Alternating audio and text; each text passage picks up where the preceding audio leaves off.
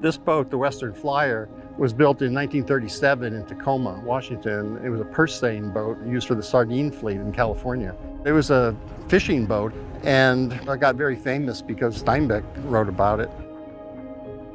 Before we even arrived in Monterey, we were required to read John Steinbeck's The Log from the Sea of Cortez, which is a blend of nonfiction and fiction, where he and the biologist Ed Ricketts traveled to the Gulf of California and went on a ton of collecting trips and documented their conclusions about both humanity and nature.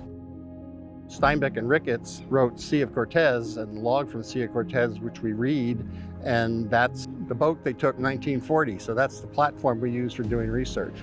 They didn't do oceanographic research, but they collected animals, and they were certainly doing ecological research in their own way. And the book is a beautiful description of how they think about science and the world.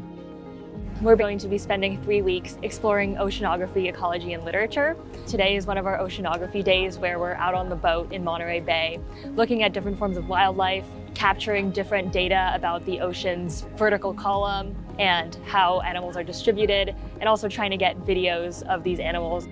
Monterey Bay is a really rich and diverse area. It's very productive. There's a lot of upwelling, there's a lot of productivity, phytoplankton productivity. Today was one of the boat days. We had lots of experiments with us. We did the CTD profiler, which is this box that goes down through the water and measures salinity, temperature, pH, things like that, to tell us more about what water environments there are and what animals they can support. One of my favorite activities today was the ROV expedition. I was piloting it, and all of a sudden I see a little furry muzzle. It's a sea lion out there doing some acrobatic dancing.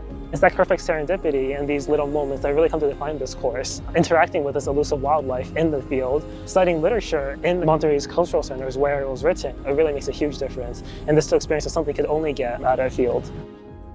The instruments that we put on the boat so far are a conductivity temperature depth profiler that measures conductivity or salinity, temperature, depth, oxygen, chlorophyll, pH. It measures it several times a second as you lower it down on a line throughout the water column down to whatever depth you want, and then again as you bring it back up. So that gives you a profile snapshot of the water properties at that spot at that time. We can see a big, huge school of fish on the echo sounder, another instrument we have. Put the ROV down in there and see what kind of fish it is.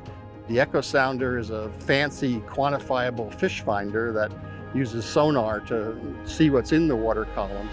We have plankton nets, video microscopes that we can look at plankton that we capture. You put a net out in the ocean for 10 minutes and drag it, and you capture lots and lots of strange little creatures that you would never imagine were there.